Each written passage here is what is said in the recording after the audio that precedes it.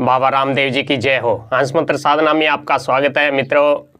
आज हम आपको बता रहे हैं बाबा रामदेव जी के दूज का व्रत रखते हैं तो आप इन गलतियों को कभी मत कीजिएगा, अन्यथा आपको दूज के व्रत का बिल्कुल भी फल नहीं मिलेगा। कलयुग में बाबा रामदेव जी ने दूज व्रत को बहुत ही पवित्र व परम शक्तिशाली और सब कामनाओं को पूरी करने वाला बताया है। बाबा रामदेव जी ने 24 प्रमाण पुस्तक में दूज व्रत की महिमा विशेष कर बताई है कि बाबा रामदेव जी ने अन्य व्रत न करने को कहा है, सिर्फ और सिर्फ दूज व्रत करने को कहा है। बाबा रामदेव जी के 24 प्रमाण में बाबा रामदेव जी ने कहा है कि सतयुग में एकादशी का व्रत होता है जो मोक्ष देने वाला होता है, परंतु कलयुग में बीज का व्रत है जो मोक्ष और संसार की सब कामनाओं को पूरी करने वाला है। इसलिए कलयुग में जो भी बीज का व्रत रखेगा और सही नियम विधि से रखेगा तो उसकी सब मनोकामना पूरी होगी। तो बीज का व्रत रखते हैं तो आप इन गलतियों को मत कीजिएगा। एक तो बीज के व्रत को आपको शाम को चंद्रदेव का दर्शन करने के बाद ही व्रत खोलना चाहिए। व्रत खोलते समय बाबा रामदेव जी को मिश्री मिलाकर चूरमा बनाए एक रोटी का, उसी का भोग लगाकर ही व्रत को खोलना चाहिए। और दूज को चंद्रमा का जरूर दर्शन करना चाहिए। अगर आप दूज को नहीं करते हैं, तीज या चौथ को करते हैं, तो आप पर कोई संकट आ सकता है, आप पर अपयश लग सकता है। चौथ का चंद्रमा होता है जो बहुत ही बुरा माना गया है। जो व्यक्ति दूज या तीज को चंद्रमा को नहीं देखता है और सीधा चौथ के चंद्रमा को देखता है तो उस पर 100% अपयश लगेगा ही लगेगा। अगर बरसात हुई हो और उस बरसात में गाय के पैर से गड्ढा बना हुआ हो और उस गड्ढे में पानी भरा हो और उस पानी की परछाई में अगर चौथ के दिन कोई इंसान चंद्रमा को देख ले तो उस पर भारी विपदा आती है। अगर वह कोई उसका उपाय नहीं करेगा तो उस पर बहुत भारी विपदा आएगी, जिससे उसका जीवन बहुत परेशानियों से घिर जाएगा। इसलिए इन सब अपयशों से बचने के लिए आप दूज के दिन ही चंद्रमा का दर्शन कर लिया करें, ताकि चौथ के चांद का कोई भी अपयश न लगे। और चौथ के दिन आप कोई अपने घर में कोई जानवर खरीद कर न लाएं, 4 पहियों का वाहन ना लाएं। अगर आप चौथ के दिन घर में वाहन लाएंगे या कोई पशु खरीद कर लाएंगे तो वह आपको बिल्कुल भी लाभ नहीं देगा, बल्कि हानि ही देकर जाएगा। चौथ और चौदस के दिन कभी भी आप पशु खरीद कर न लाएं अपने घर में। तो बाबा रामदेव जी का बीज का व्रत रखते हैं तो उस दिन सुबह सुबह अपने घर के मुख्य गेट पर गुलाब जल और गंगा जल मिला हुआ जल का छिड़काव जरूर करना चाहिए, जिससे आपके ऊपर किसी प्रकार की कोई व्याधि नहीं सताएगी और आपका व्रत है जो मान्य होगा और देव कृपा मिलेगी। और आप बाबा रामदेव जी के सेवक हैं, बाबा की साधना भक्ति आराधना करते हैं, तो रोजाना सुबह शाम बाबा रामदेव जी के वो दीपक से आरती करना शुरू कर दे और शाम के समय बाबा को आरती करके, दीपक से आरती करके उस आरती को अपने पूरे घर में घुमाना चाहिए। पूरे घर का कोई भी कोना छूटना नहीं चाहिए, क्योंकि उस आरती में इतनी शक्ति होती है, जहाँ उसका प्रकाश जाएगा, अगर कोई बुरी शक्ति या कोई नेगेटिव ऊर्जा होगी घर में तो वह उस घर को छोड़कर चली जाएगी और बाबा रामदेव जी की उस घर पर हमेशा कृपा बनी रहेगी, क्योंकि उस घर के कोने कोने में बाबा रामदेव जी की ज्योत का प्रकाश पहुँच चुका है। उस घर के कोने कोने में बाबा रामदेव जी का निवास हो चुका है, तो उस घर में कभी भी हारी बीमारी, दारिद्रता और अन्य किसी प्रकार का संकट नहीं रहता है। बाबा रामदेव जी के दूज का व्रत रखते हैं तो उस दिन आप न तो अपने बालों को कटाना चाहिए, न ही हजामत वगैरह करनी चाहिए। बाबा रामदेव जी के दूज का व्रत रखते हैं तो उस दिन आप कपड़े को नहीं सिलना चाहिए।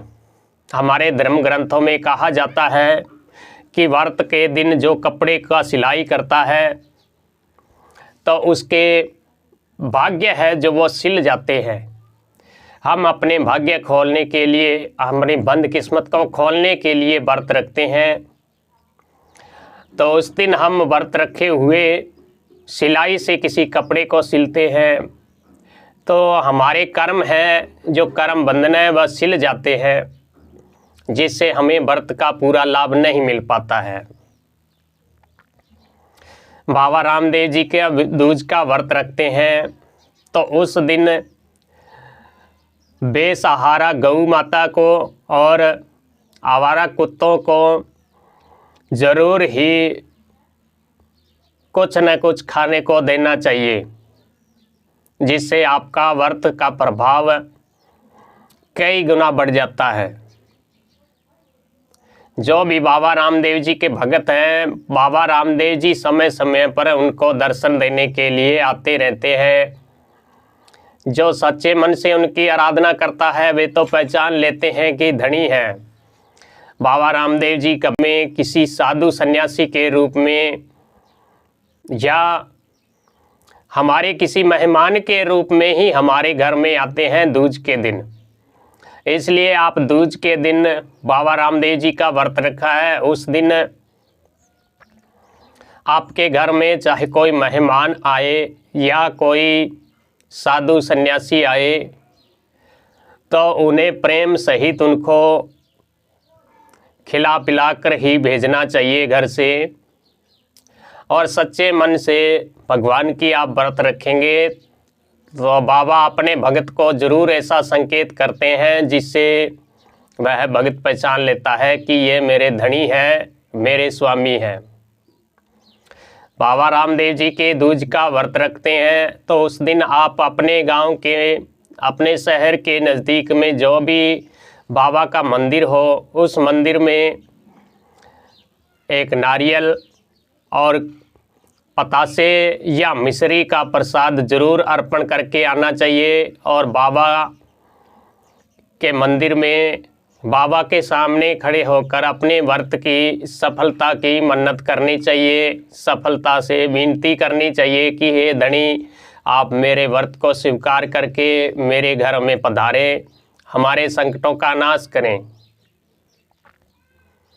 बाबा रामदेव जी का व्रत रखते हैं तो आपको संकल्प लेकर ही व्रत रखना चाहिए।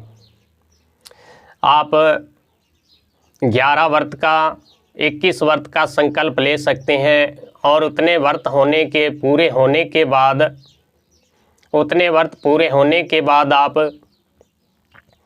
व्रत का उद्यापन करना चाहिए। उद्यापन करने के लिए छोटे छोटे बच्चे, छोटे बच्चियों को भोजन खिलाएं और कोई गरीब हो, ज़रूरतमंद हो, उन्हें वस्त्र आदि भी प्रदान करें, जिससे धनी रामदेव बाबा की कृपा मिलेगी और आपका व्रत बाबा के चरणों में स्वीकार होगा। तो मित्रों, बाबा रामदेव जी का आप दूज का व्रत रखते हैं और हमेशा धनी की सेवा साधना करते हैं। आपके घर में बाबा कुल देवता है, आपके घर में बाबा पूजे जाते हैं तो साल में एक बार बाबा के नाम से जम्मा जरूर लगाया करें। और